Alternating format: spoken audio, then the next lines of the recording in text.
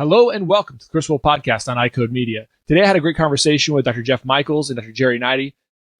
Neidigh. I'm saying it right? Neidigh? Neidigh. Oh, okay. All right, here we go. Yep. All right. Dig. I dig Neidigh. I dig Neidigh. All right. Hello and welcome to the Chris Will Podcast on iCode Media. Today I had a great conversation with Dr. Jerry Neidigh and Dr. Jeff Michaels. We talked about Virginia's scope and practice enhancement, and we talked about the necessity of building key relationships in addition to having merit on your side. It was a great conversation. As always, please be sure to subscribe to the podcast, write a review, share it with your friends, and support those who support us.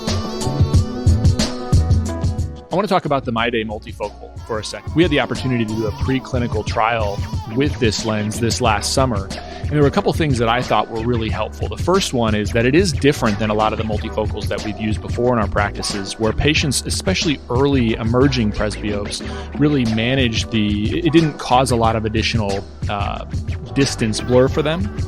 And the other thing that was really helpful was, because we've never been involved in a clinical trial before, was to understand the sort of questions that we might ask our patients. And we ask our patients a lot of questions about their satisfaction with a contact lens, but what we weren't doing was actually having them score that themselves.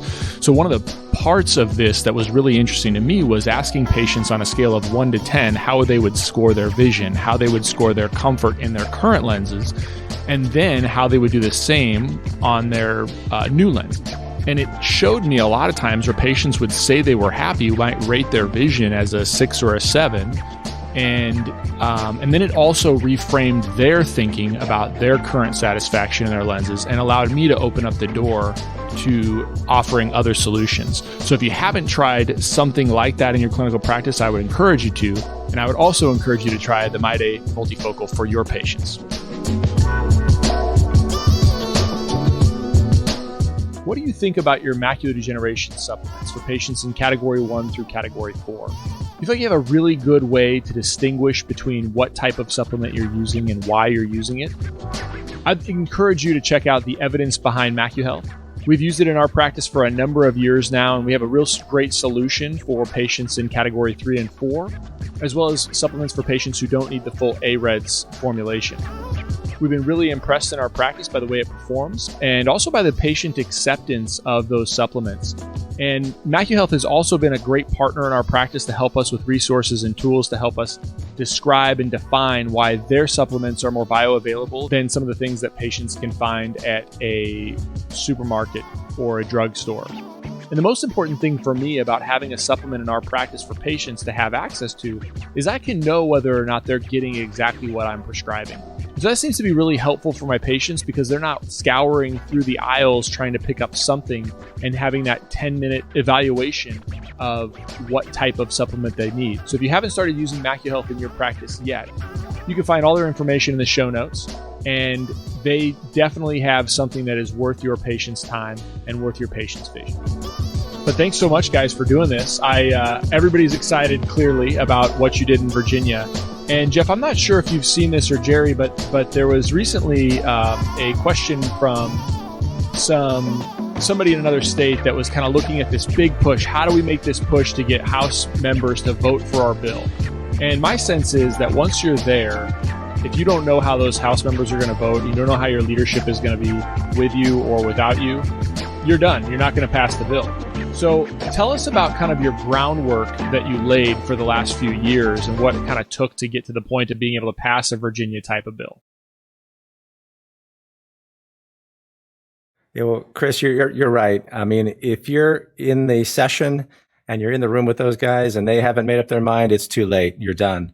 And so our process started seriously 4 years prior to this session. We knew that we wanted to pass this laser bill, and we had to put in the time and effort to make it happen. So it starts with, again, your boots in the ground, the key person structure, making sure you've got those relationships with every single legislator that you're going to come across, especially the ones that are going to be voting on this bill in the health committees, most likely.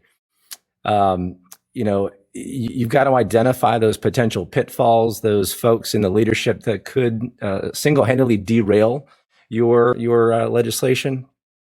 And again, make sure you know if there's also friends or family members of those legislators that could derail your legislation. But we went into this knowing that we were going to win. We knew we had the votes. And if you can't go in there strongly months in advance, knowing you have the votes, you really shouldn't proceed.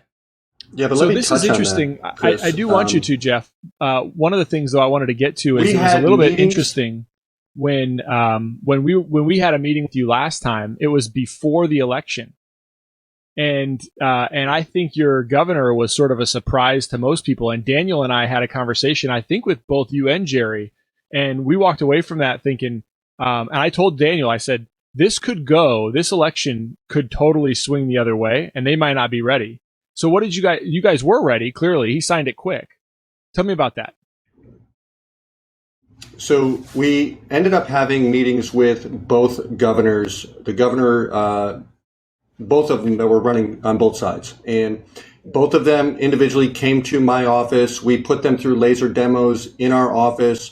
We showed them everything that an optometrist does. And one of the governor candidates walked out of the room and frankly said, "Why the F don't you guys already have lasers?" And the other one walked out saying, "This is something that optometrists can do." So we felt really good about playing both sides. And you really have to play both sides of that, because it was no secret. If any governor candidate wanted to look up and see where our contributions were going, they were going 50-50 down the line. And we were really trying to play both sides, because you just never know. And if you put all your eggs into one basket, then you're done.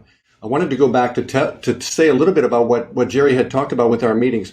Every meeting that we had with our legislators for the last 4 years always had this statement in it. Here's what optometrists do around the country: glaucoma, diabetics, and they do lasers around the country. And so for 4 years, every legislator in Virginia knew that optometrists can do lasers across the country, but because of our limited scope law, we simply couldn't do them here. So it was a really big advocacy piece for us to continue to educate them about where is the top level of our education and training and what should we be doing. And for 4 years, that's all they ever heard. So by the time we got to the legislation, they already knew the answer. Yeah, I think a lot of times people think that they're going to hide something. They're going to kind of slow play this, and then it's going to sneak attack it. They've done that in some states, but I think those days are gone. Ophthalmology is aware of it. And unless you really have very strong relationships that can circumvent a lot of the negative stuff that comes along when ophthalmology gets a hold of it, then there's no sense in keeping a secret. Maybe the keeping the secret is when you're going to drop one of those bills. But there's no sense in keeping a secret about what your goals are to advance patient care in your state.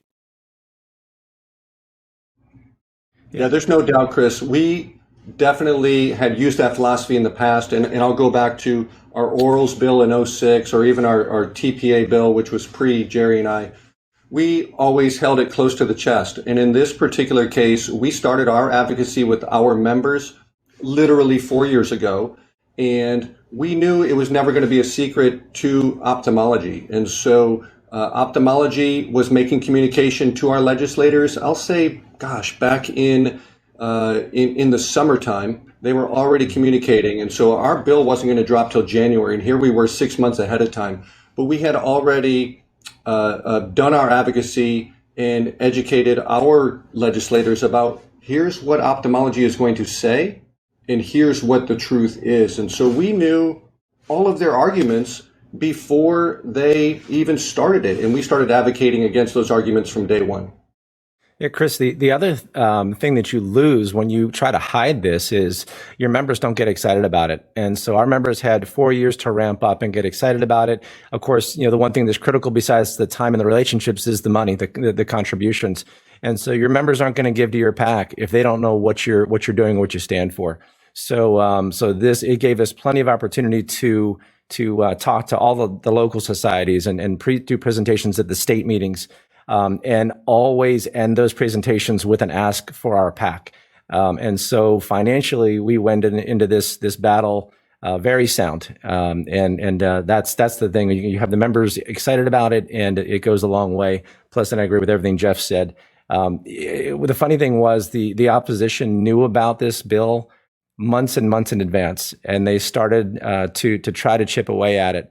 But you all saw the result, and how handily we won this. How handily we won this battle, even though they knew about it months and months ahead of time. Did you have to? So I feel like I was sort of out of the loop because Jandra now is chair of SGRC, and so and Virginia isn't one of my liaison states. So I went from like being involved, just as you know, being a president of your association, you're super involved, and then all of a sudden it's like, and you kind of like that for a little while, like I'm just gonna be quiet about it, and then I hear all this, and I'm like, oh my gosh, here it is, great, awesome news. So so tell me.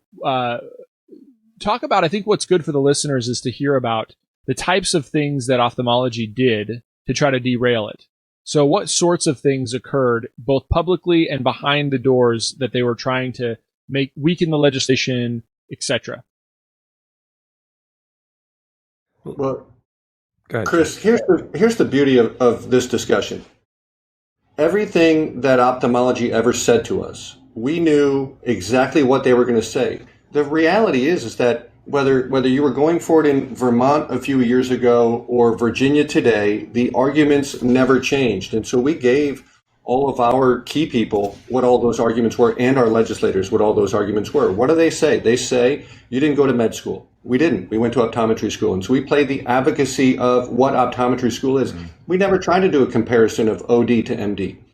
They'll always say that we didn't do a residency. Again, what we ended up doing and advocated for was we ended up trying to add up what are all the hours of time that you spend in optometry school and how many patients do you see? And the numbers that we came up with, and I can share how the math works, is it's approximately 10,000 hours of training, over 2,000 patients that you see while you're in optometry school. And so those were the numbers that we would use to advocate on our behalf. They'll say an optometrist has to retreat 2.5 times compared to when an ophthalmologist treats, and that's from the JAMA 2016 article. That was easy to dissect. They'll say that they have all of the ability to see all of the patients across the board, and that patients are really live close to an ophthalmologist. Mm-hmm.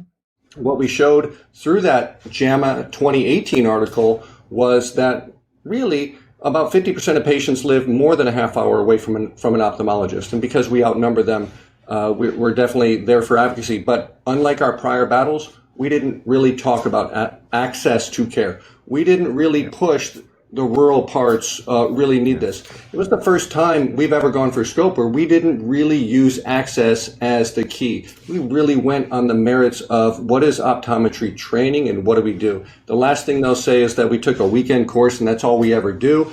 And then we continue to harp on them that you can't walk into one of these laser courses like the Oklahoma laser course. And I used to always joke with them, and I would put up a picture of the Tiger King. And I would say, can the Tiger King walk in to a laser course and just take it and be done? And the answer was no. You had to have those 10,000 hours of training that helps to bolster your ability to then do this refresher course, which is what it is. A couple other things that they brought up that, again, we said the exact opposite, was that we would claim that these were simple procedures. And we've never said that they were simple in Virginia. These are complex procedures that require complex decisions. And we preach this to our membership day in and day out. And so even during the testimony, if anybody who heard it, they said that they said it was simple, and we never said it was simple.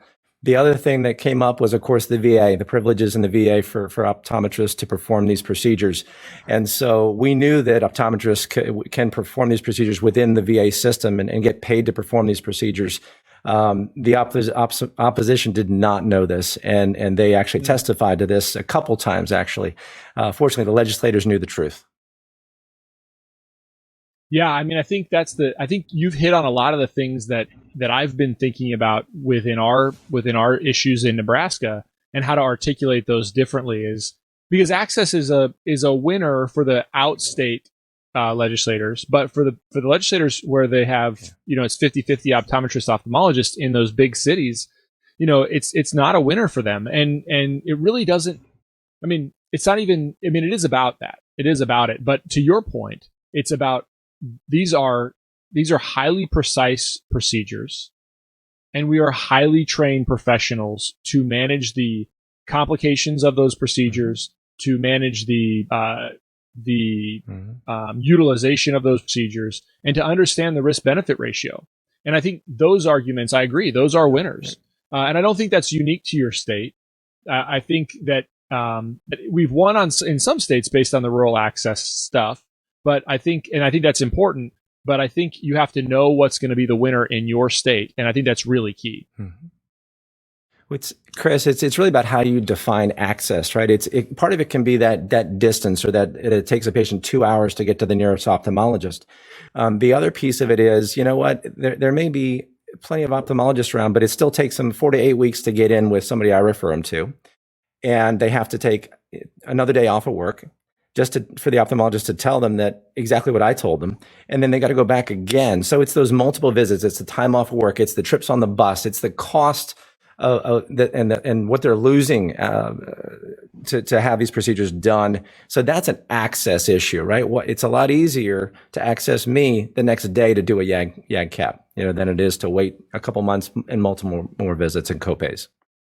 We were surprised they brought up the Vermont study in our state. And, one of the key pieces that we took from the Vermont study was for ophthalmology to see all of the patients that need all of the lasers. In the Vermont study, it says it takes 4 to 8 weeks. They all could see them within 4 to 8 weeks. And we hammered on that, that there's no reason why somebody should be visually impaired driving as an elderly person on the road who could easily have a YAG capsulotomy the day after tomorrow and not have to wait 4.5 weeks or 8 weeks. And so we really hammered on that piece of the access, not distance, but duration of time. Yeah. So tell me about the implementation of this for your state. So what's the process? Is it now in the hands of the state board? Was it really thoroughly spelled out in the legislation? Or did it rely on interpretation for regulations to be promulgated from the state board and other regulatory bodies? Yeah, there's going to be a mix of both. We went into this really trying to spell out the details, but the one thing that did happen, the only thing that the opposition was able to work with us on and compromise on, was allowing the Board of Optometry to spell out more of the regulatory process. And so initially they wanted to actually have a joint board of optometrists and ophthalmologists make these decisions, which of course quickly fell flat as soon as we opposed it. And they knew that they were beat. Our patrons and the legislature came to our rescue and said, no, that's not going to happen. Nobody thinks that's a good idea.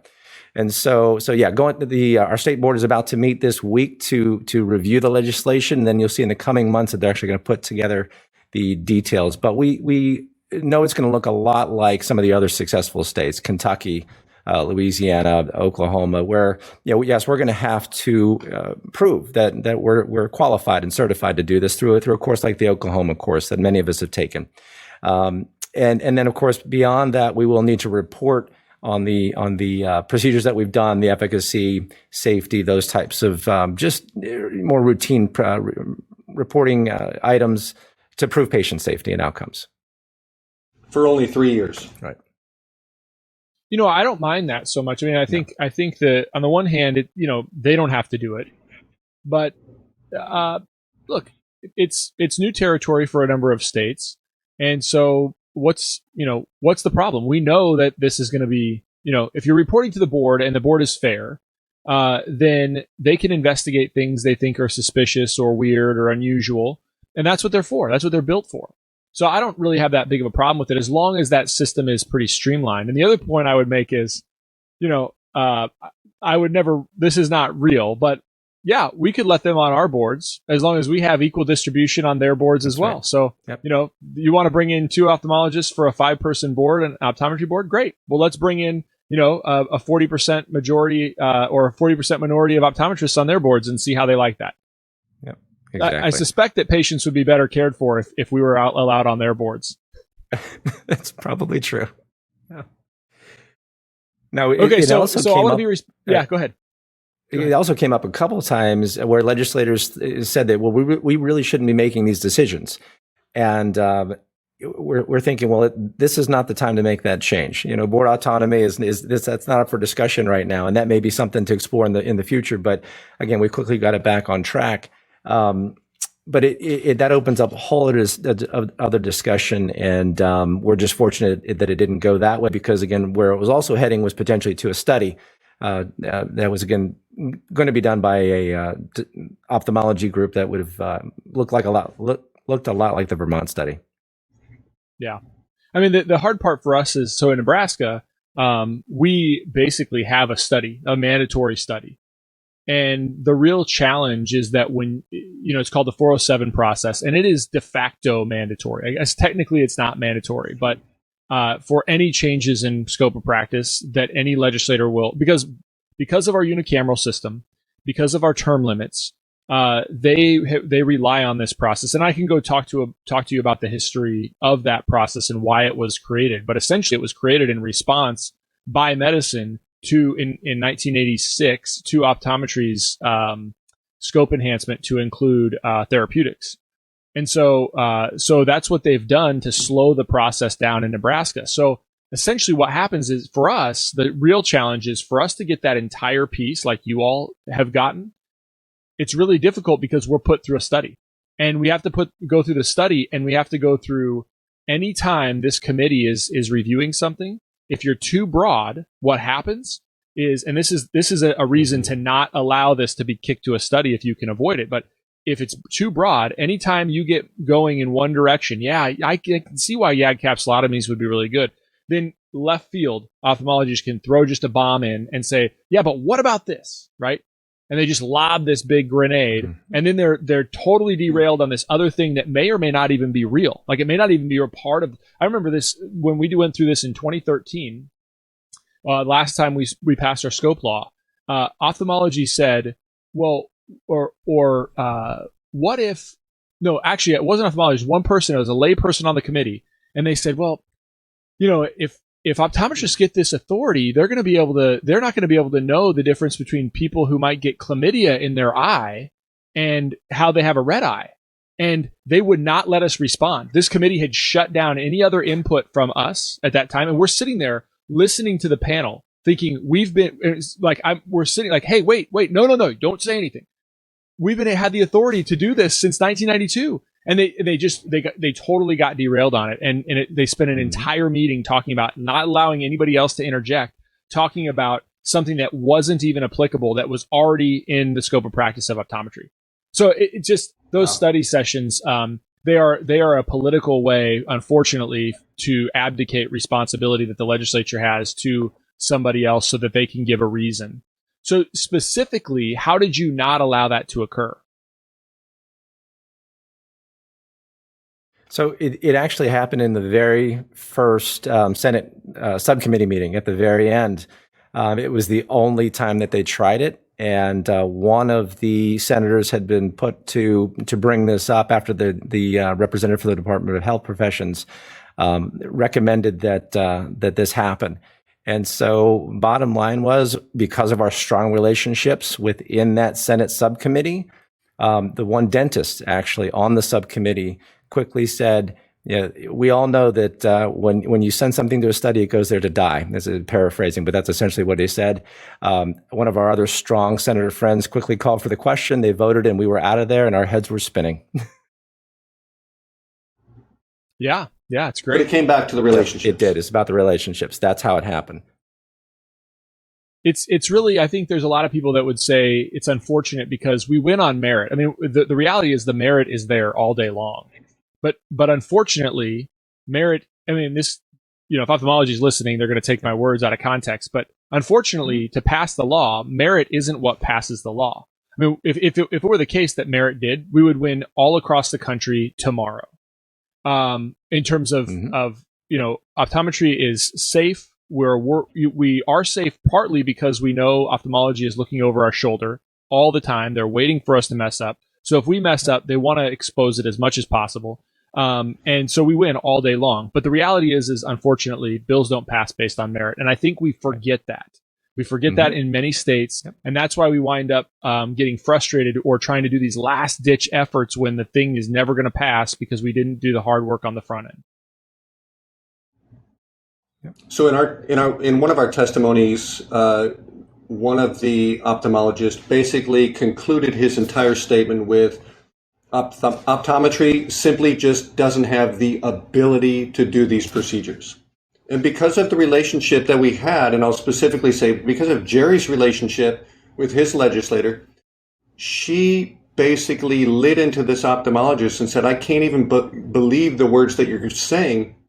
Obviously, optometry can do these. They've been doing it across the country. You can't have this occurring, and we advocated for 8 states because we included Indiana. You can't have 8 states, 100,000 procedures going on, and then also say they don't have the ability. And so when we do talk about merit, the one thing that we always tried to do was what you're always told. Always tell the truth. And there were so many times that the opposition was caught in a lie, and as soon as a lie came out of their mouth, we were either already there telling what our truth was, or the legislators already knew, because we advocated their talking points for them. You'll appreciate this, Chris. We took literally the 8 Mile philosophy and basically said, here's what they're going to say. And here's what the truth is. So it was the main reason why ophthalmology didn't show up to the last 2 committee hearing meetings, because they knew the beatdown had already happened. We heard a number of times they didn't show up during the testimony. No. Wow. Not even a lobbyist. Wow. Wonderful. We heard a number of times, Chris, during the testimonies that that they trusted what we were saying, and I always kind of think of this as the way optometry treats just our patients and our profession versus, again, the ophthalmologists that are listening are not going to be happy, but versus what happens in a medical setting. We build relationships not only with our patients but better ones with our community and with these legislators, and we thank our key persons wholeheartedly. That they're the reason we get this done. Again, we can't say it enough. It's these relationships that make it happen. And when there's a question that comes up, the legislators are going to trust the people that tell them the truth and have been there for them. And I do want to give a shout out to our main. We had several lobbyists, 2 that have been with us for decades.